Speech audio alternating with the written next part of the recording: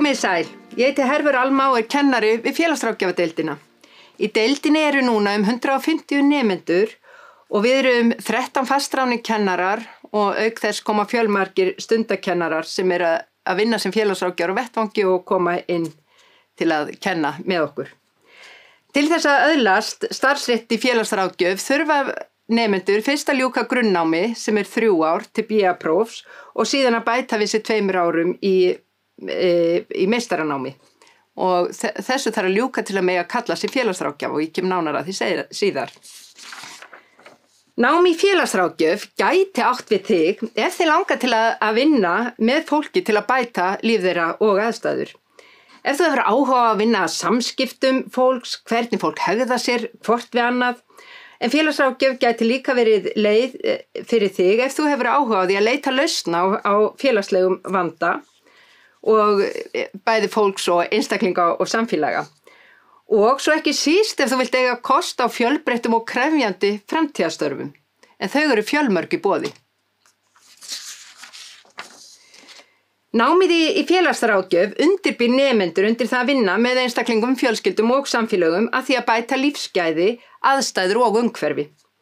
Í náminu tengjum við sterkt við áskoranir sem við stöndum frammi fyrir, eins og að félagslegt réttlæti eða óréttlæti sem við verðum vör við í okkar samfélagi, misskiptingu auðs, hvernig gæðum heimsins skipt og auðvitað svo loftslagsmálum, við látum þau okkur varða og höfum heimsmarkmið Sameinuðu þjóðanna ávallt að leiðarljósi. En hvers vegna ættir þú að velja félagsráðgjafanám? Jú, það veitir góðan undirbúning til að takast á við fjölbreytt viðfangsefni á sviði velferðar. Ég vinni með fólki á öllum lífskeiðum og gefur mikilvæga innsýn í félagsleg vandamál og svo afleiðingar þeirra. Og auk þess að vera góð undirstaða fyrir framhaldsnám, bæði til starfsréttinda og svo líka á öðrum sviðum.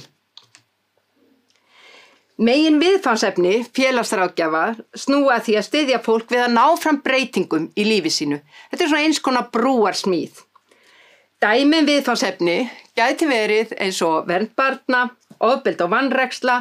Við erum að starfa með fólki með geðrænan vanda og kennum það, sorg og krísur, áfengis- og vímuefnamál sem stór vandi í okkar samfélagi, vinnum með fólki sem leitar alþjóðlega verndar og öldrun, við lærum mikið löggjöf og samskipti fólks innan og utan fjölskyldna frá vöggu til grafar.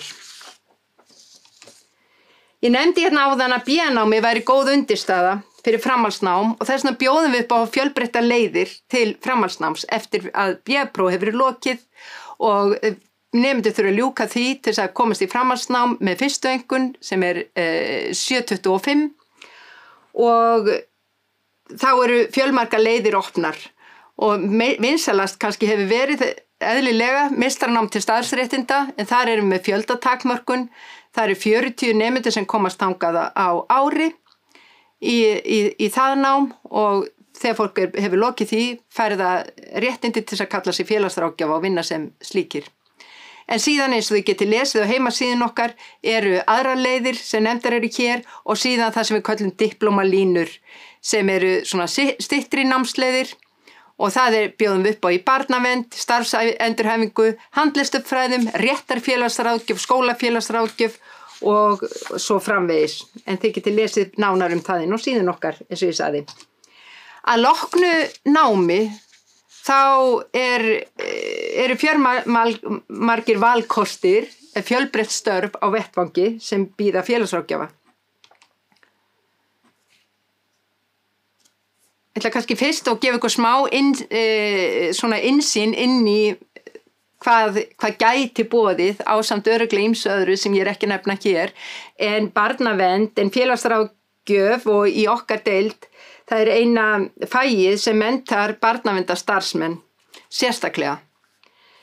Og í barnavernd vinnaði við ráðgjöf og stuðning við börn og ungmenni og fjölskyldur þessi fjölskyldur vinna og fræðsla, farsæld barna náttúrulega ávallt að leiðarljósi, við erum með málastjórnun, vinnum í teymum með öðru fólki að lausnarleit og vinnum með fólki og vinnur svo með öðrum úrræðum sem tengd eru barnavernd.